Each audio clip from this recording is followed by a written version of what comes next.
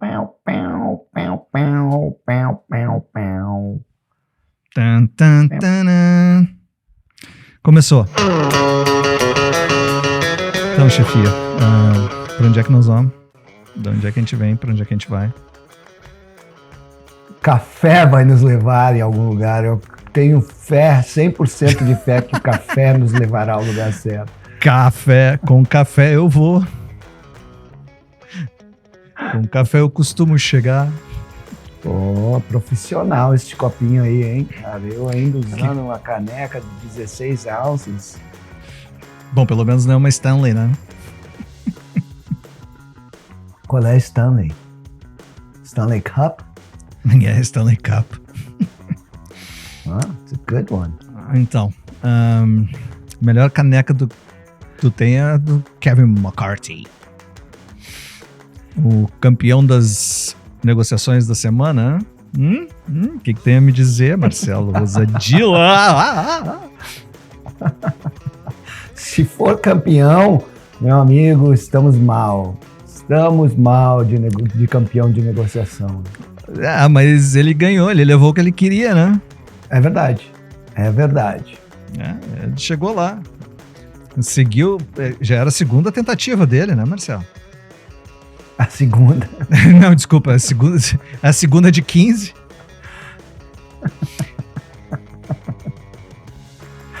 Então, pessoal, não dá pra acreditar, né?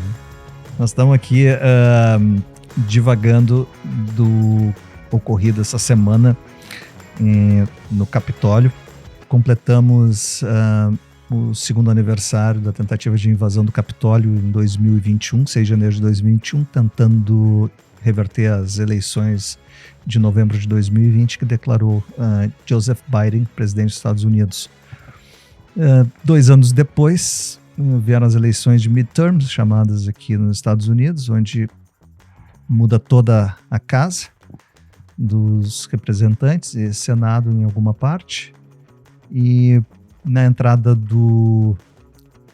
do ano tem que evidentemente haver um presidente da Câmara dos Deputados, chamados aqui de House of Representatives.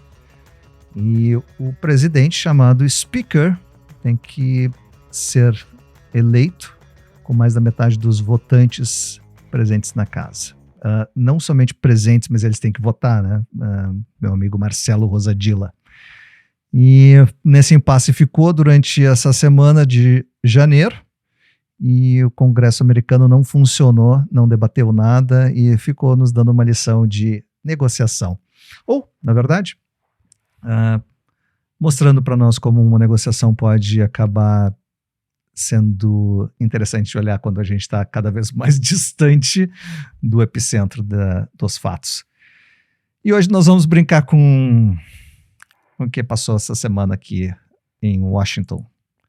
E Marcelo Rosadila, na praia, com muita chuva. Nós tivemos a chuva para recuperar a seca histórica da Califórnia. E Edu Fontoura, na montanha. Feliz da vida. Surf's up. Surf's up. Oh, by the way. Sim. Surf's up, baby. Deu onda. E está continuando batendo onda por aqui. Na verdade, não sei nem o que você está fazendo aqui, Marcelo. Mas vamos nessa. Cara, um cara me chamou para fazer um bate-papo aí. Bate-papo, mas depois tem surf. Nos vemos depois da entrada. Surf. Altas ondas. Não ficou boa essa.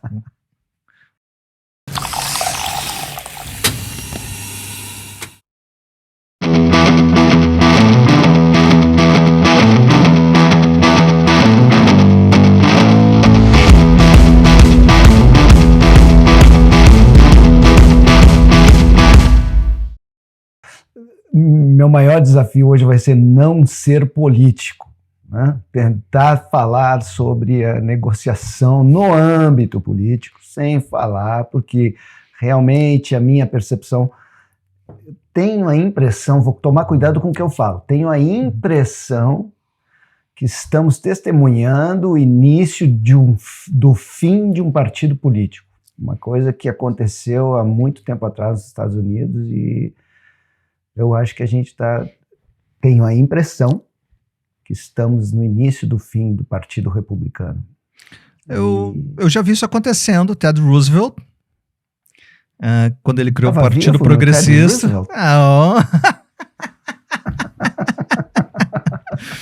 Sim, eu venho negociando com o diabo desde então. Pois então, Ted Roosevelt foi exatamente a quebra do republicano, criando o progressista, e aí teve a corrida, mas evidentemente não deu. Mas, Marcelo, vamos deixar a política à parte, porque realmente futebol, religião e política são assuntos quentes no Brasil, mas nós queremos trazer algo que é muito mais importante. O que aconteceu em Washington nessa semana de janeiro, na primeira semana completa do ano de janeiro, resumindo em conceitos de negociação. O que nós conseguimos ver lá? E o Marcelo, evidentemente, um expert em negociação norte-americana, ele viu uma movimentação de Kevin McCarthy para chegar à posição do Speaker of the House, o que significa o presidente da Câmara dos Deputados norte-americana, terceira em poder, então atualmente ele é o terceiro homem mais poderoso do planeta, pelo menos teoricamente. E vamos lá. Marcelo, conta pro nosso assinante, nosso entusiasta em negociação, aquele que está assinando o canal, que está batendo no sininho para receber todas as inscrições e deixando um gostei no final, se evidentemente gostar. Conta para ele, Marcelo, ou para ela, ou para todos eles, quais são os conceitos que você viu acontecendo essa semana? É isso aí, Eduardo. Primeiramente, obrigado a todos que nos assistem, aos nossos subscribers, né, aos nossos assinantes. Isso significa que vocês estão gostando do que a gente está trazendo para vocês e discutindo, ou melhor, batendo papo aqui. Isso é muito legal para nós, porque dá um retorno muito interessante, muito importante para a gente saber o que pode ajudar, né, como a gente pode contribuir. Tendo dito isso, só para aumentar um pouquinho a tua clarificação, o porquê desse bafafá da escolha do Speaker of the House, né? O Speaker of the House, como o Eduardo já falou, é o segundo em sucessão do presidente. Então, se o presidente falha, vem o vice-presidente, senão é o Speaker of the House, que eu acho que tu chamaste de presidente da Câmara, né? Isso. O que é interessante, que é uma tradição, não está em lei nenhuma, mas é uma tradição que o Speaker of the House geralmente é representado, é uma pessoa que representa o partido em maioria na no House of Representatives, né? O equivalente à nossa Câmara dos Deputados. O Speaker of the House, ele basicamente ele estabelece a agenda legislativa da House of Representatives, né? Controla quem ele vai indicar para os comitês de investigação, como teve o comitê da 9/11, como teve o comitê do January 6. Ele também define o calendário do trabalho e das votações da Câmara, e também é responsável, né, para manter os partidários, os colegas partidários dele, alinhados atrás de certas iniciativas maiores, né, etc, etc.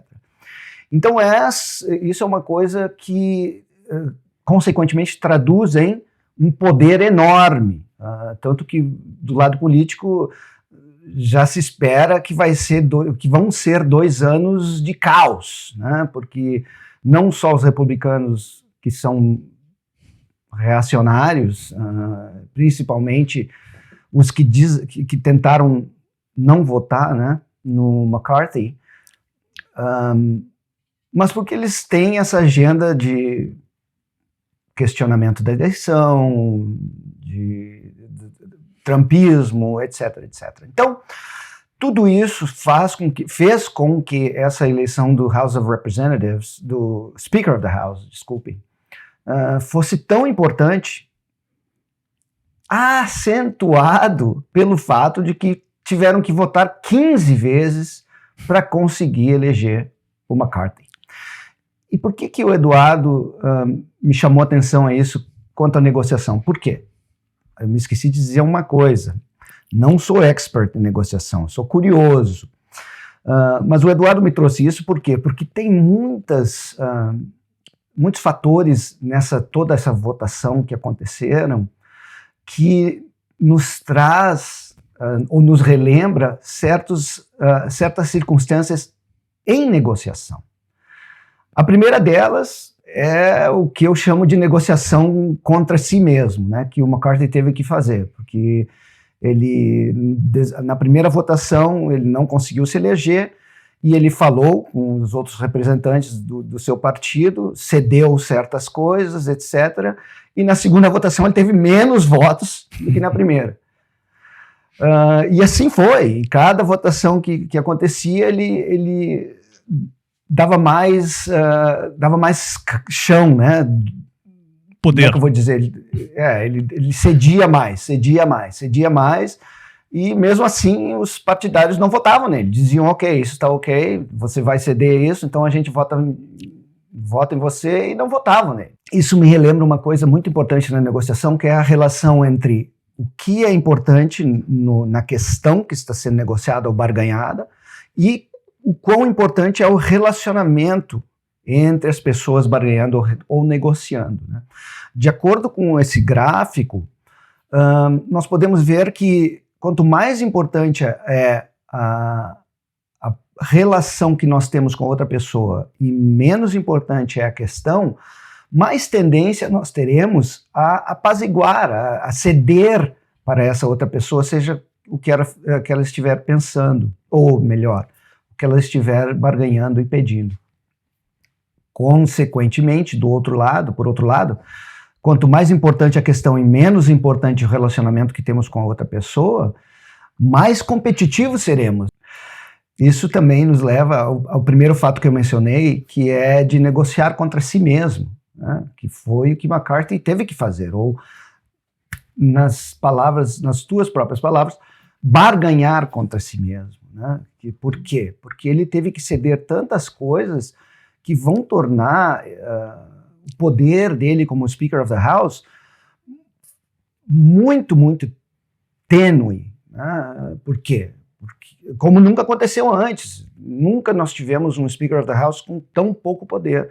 Tanto que uma das coisas que ele teve que ceder foi que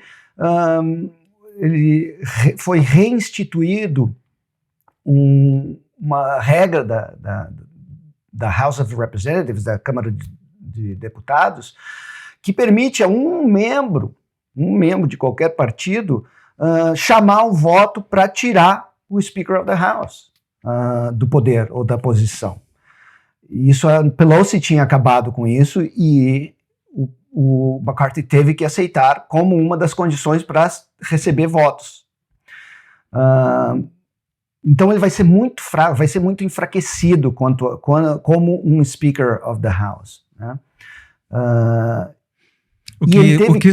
Na prática, isso vai levar a ele poder ser contestado a todo momento por qualquer um, sem precisar ter um colegiado com uma representatividade para poder fazer essa cogitação de ser questionado. E vai ser questionado, e vai ser pressionado, e vai ter que ceder em certas coisas muito mais radicais do que ele já é. Porque ele é uma pessoa, é um Trumpist, né? Então ele é como Trumper, ou Trumpist, ele tem toda essa ideologia por trás dele, de que as eleições foram roubadas, de que a insurreição do 6 de janeiro não foi uma insurreição, foi simplesmente um passeio turístico que as pessoas estavam fazendo no Capitólio. Francamente, etc. 7 mortos, 5 seguranças, 900 julgamentos desde então. O líder da insurreição está na cadeia. Eu não quero entrar no lado político, mas não, isso acontece. Isso foi crime, não é uma questão de política. Sim, mas eu acho que acontece na Disneylândia todo fim de semana, né? Todos os turistas que vão na Disneylândia morrem, tem processos contra eles, etc. Mas enfim, voltando a falar sério, então ele teve que renegociar e negociar contra si mesmo. E outro fator, um terceiro fator que é muito, muito interessante, a meu ver, nessa barganha, nessa renegociação, foi a questão do renegar, né, que em inglês se chama de renege. O renegar é quando a gente negocia algo, promete algo e depois volta atrás e não cumpre o que se prometeu. E isso aconteceu várias vezes, né? Ele conseguia, ele cedia, ele fazia concessões e os partidários, os colegas partidários não votavam nele. E aí ele fazia mais concessões. Então, como a gente lida com isso, né? Primeiro, quanto a questão de negociar consigo mesmo, é uma regra número 1 na negociação. Nunca negocie contra si mesmo, né? A negociação é uma dança, a gente tem que, cada um dar um passo. Se há uma proposta, uma contraproposta de um outro lado, consequentemente, ou melhor, de um lado, consequentemente o outro lado vai ter que dar uma proposta, uma contraproposta, para continuar essa dança. Se eu digo, eu quero $10 mil, e o outro lado diz, não gostei, e eu começar a oferecer, então que tal 9 mil? O que isso está acontecendo? Eu estou negociando contra mim mesmo. A zona de acordo possível, a ZOPA, né, Zone of Possible Agreement, vai diminuindo cada vez mais ao modo que eu vou negociando contra mim mesmo. Então isso é uma coisa que bons negociadores nunca fazem. E terceiro, é a questão do reneging, né, da renegar ou voltar atrás no que foi prometido. Há muita literatura quanto a isso, principalmente quando se deve renegar. Quando nós devemos, por exemplo, estamos representando um cliente e o cliente nos deu autorização de oferecer X, e depois de 10 minutos o cliente, depois de oferecermos e fazermos a oferta ou a proposta, o cliente liga e diz, desisti, não vou fazer mais isso, não oferece. Então, a primeira coisa que temos que fazer é aceitarmos, ou melhor, clarificarmos que sabemos que estamos renegando.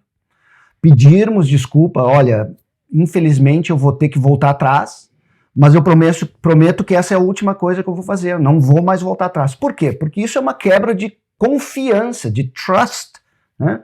Que a confiança é a base de qualquer tipo de negócio. Tanto que pessoas que renegam, eu tenho certeza que todos aqui já devem ter tido algum tipo de experiência nesse caso, desse estilo. Quando a gente lida com pessoas assim, que promete uma coisa e depois não cumpre, a gente não tem mais confiança para lidar com essa pessoa. Por mais que essa pessoa não venha mais a fazer. A gente sempre vai ter um pé atrás. Uma recuperação. Quando se perde a confiança, a recuperação da confiança é em negociação em nível chamado de alta capacidade de volatilidade. Quando isso acontece, realmente é complicado. E, Marcelo, me lembra muito aquela conversa que nós tivemos no Dilema do Prisioneiro, quando nós estávamos falando do Macron e do Putin, que nós estávamos tocando também no Axelrod, de como ele ele indica de como nós deveremos trabalhar naquele que entra nessa situação. Relembra o nosso público. Sem dúvida, mas tu sabe que eu estava pensando nisso também, porque é um pouquinho diferente, né? O Axelrod, ele fala quanto a outro negociador ser competitivo enquanto nós somos colaborativos. Na questão do reneging, de renegar ou voltar atrás numa proposta, grande parte da literatura fala que não devemos atuar com vingança nesse caso, que é um pouquinho diferente do Axelrod, né? O Axelrod nos ensina, como tu mesmo falaste, que devemos educar a outra parte, que é melhor colaborar, etc, etc. Porém, no momento de renegarmos, de voltarmos atrás de uma proposta, é um pouco, não é que é confuso, mas não é muito claro se... Seria perdoável. Se a pessoa, quem está renegando é claro quanto à sapiência, a consciência de que está renegando, que está voltando atrás e que promete, não vou mais fazer isso de agora em diante, eu me deu conta que eu errei, explica o porquê e diz, não vou mais fazer isso é muito melhor do que renegar e fazer de conta que nada aconteceu. O desafio, porém, é quando nós somos a vítima, vamos dizer assim, nós somos a parte sofrendo o reneging, né? Reneging, que é a volta atrás da outra parte. A negativa da proposta. Perdão? A autonegação da sua proposta. Como devemos reagir, né? Porque a confiança está quebrada. Agora, voltando, já sei que eu estou me alongando, mas na House of Representatives, na Câmara dos Deputados, agora a governança pelo McCarthy vai ser muito mais difícil. Por quê? Porque essa quebra de confiança foi estarrecida a olhos nus, né? Todo mundo viu o que está acontecendo. Ele sabe quem é quem que o traiu, quem é quem que renegou, quem é quem que voltou atrás, sendo que ele já tinha certo atrito com essa ala mais radical de direita dos republicanos, né? Então, como negociador, que tu falaste que ele é campeão, nossa, ele foi assim ótimo para conseguir o poder que ele queria, que é a questão, ele conseguiu atingir a questão que ele queria, que era ser o Speaker of the House, mas terrível como consequência. Inclusive, outra coisa que eu me lembro da nossa conversa sobre o Prisoner's Dilemma, o dilema do prisioneiro, inclusive isso, o que acarreta também? Acarreta também naquela questão de um relacionamento a longo prazo. Né? Nós vimos, quando falamos sobre a origem da resolução de disputas na Idade Média, o quanto as pessoas lá atrás já tinham a consciência do quão importante é preservarmos as relações sociais, as relações interhumanas, e isso acaba totalmente com qualquer tipo de relacionamento que poderemos ter a longo prazo com essas pessoas, né? Então já quebrou a confiança, quebrou o tipo de relacionamento que ele vai ter, business, comercial, legislativo, ou seja qual for ele e consequentemente torna a vida dos republicanos e dos Estados Unidos, o pior de tudo, dos Estados Unidos um caos, né? Vão ser 2 anos de caos. Isso pode esperar. Government shutdown, eles vão parar o governo muitas vezes, com certeza. Vão instaurar comitês para ver o laptop do Biden, do filho do Biden. O que o Marcelo está trazendo aqui, que esse caos evidentemente vão ser 2 anos com muita briga sem produção. E no final, o que acabou acontecendo, o McCarthy ganhou o que ele queria, mas ele não criou relação. Ele não tem relacionamento com os quase 480 deputados com que ele vai governar.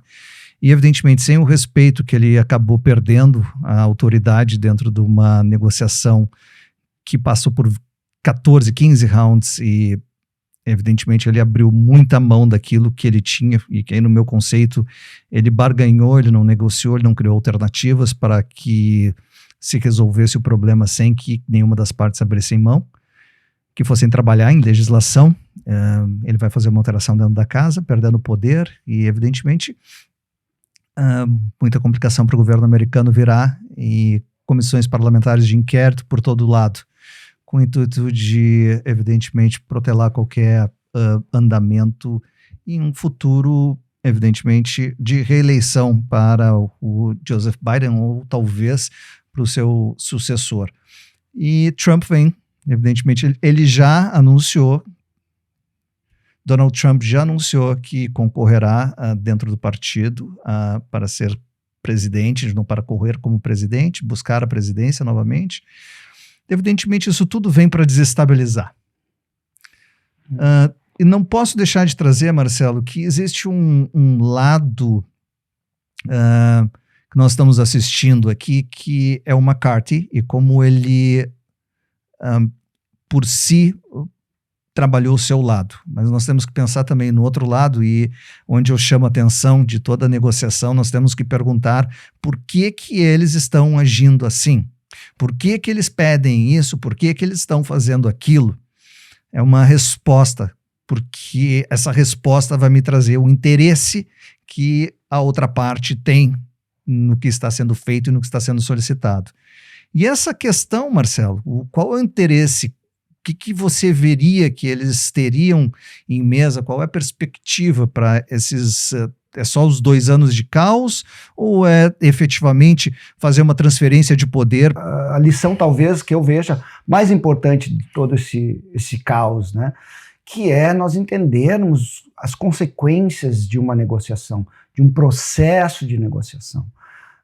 Tanto entendermos o que significa a nossa atitude em relação a quão importante é a relação entre nós e as pessoas que estamos negociando, o quão importantes são as questões que estamos negociando, entendermos que não devemos nunca negociarmos contra nós mesmos, e por último, o reneging, né? Como agirmos quando uma pessoa renega, quando a outra parte não cumpre o que prometeu e a consequência disso, a quebra da confiança, a quebra de qualquer tipo de um relacionamento mais estável a longo prazo. Isso se aplica a tudo, a pessoas, a companhias, a CEOs, a políticos, etc, etc, etc. Então, como nós temos hoje em dia conhecimento sobre quão importante é sermos colaborativos, o quão importante é planejarmos e prepararmos para uma negociação, tudo que aconteceu no House of Representatives, na Câmara dos Deputados em Washington nessa semana, nos traz um laboratório que nos prova isso. Talvez não nos prove isso de imediato, talvez a longo prazo é que nós vamos ver as consequências dessa quebra de confiança, desse negociação contra si mesmo, dessa renegação, etc, etc. Mas que vamos ver, com certeza vamos ver. Sobreviveremos a... A pergunta é essa. Espero que sim. Assim, é interessante ver os fatos atuais, a atualidade do que vem acontecendo e trazer uma leitura em cima disso, do que em movimentos de negociação vem acontecendo e, evidentemente, olhando lá para frente.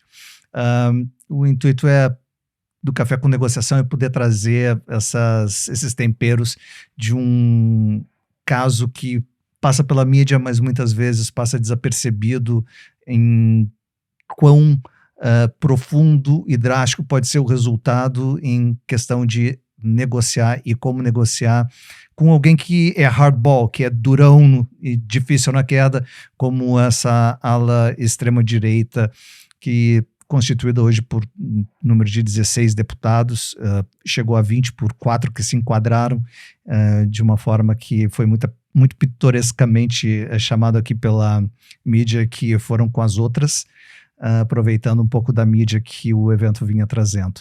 Estamos num momento muito ímpar, né, na nossa história. Inclusive, essa semana, o primeiro-ministro japonês contactou vários governos de vários países, propondo uma New World Order, né, uma nova ordem mundial para combater esse tipo de desinformação, de fascismo, de direita radical, etc, etc. Então, vamos ver o que vai dar.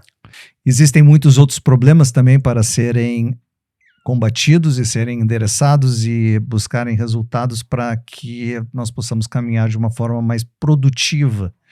Digamos assim, que alguns debates são completamente contraproducentes e não precisavam existir, porque remontam a história que já nos ensinou que não davam a posição alguma, somente os seus interesses.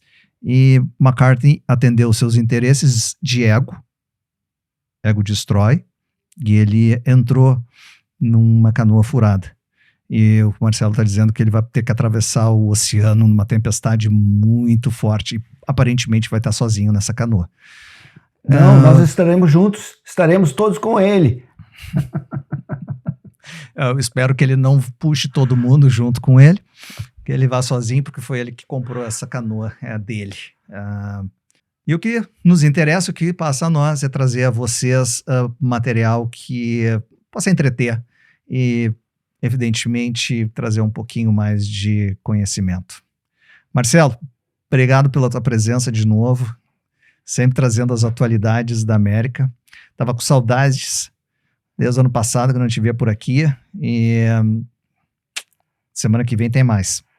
Obrigado a todos. Prazer, Eduardo. Prazer, um prazer, um prazer. Obrigado a ti de novo para trazer um tema tão importante, tão interessante para a gente debater aqui. Grande abraço. Quem está trazendo o tema são eles, a gente está aqui só na plateia. Marcelo, obrigado a todos. É um prazer, um privilégio estar aqui por vocês. E se foi o mesmo, não custa nada se inscrever no canal. E se interessar mesmo, bate no sino, aí vai ficar sabendo toda hora que a gente está por aqui. E se curtiu o assunto, dá um joinha ou bate um pitaco se não gostou, para a gente poder aprumar e deixar tudo mais bacana para todos. Obrigado, valeu, até a próxima, turma.